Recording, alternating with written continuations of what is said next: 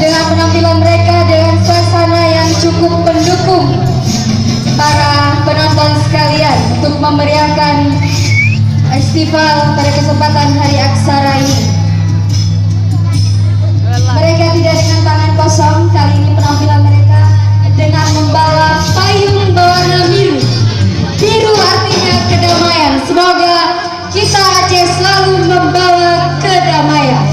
Dan inilah penampilan mereka dengan luas, tentunya mereka memainkan gerakan mereka luar biasa sekali dengan baju warna cerah mirabella.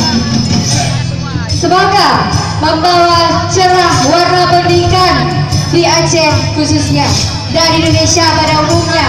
Mereka bisa membawa nama baik Kabupaten Pining. Dan sekali lagi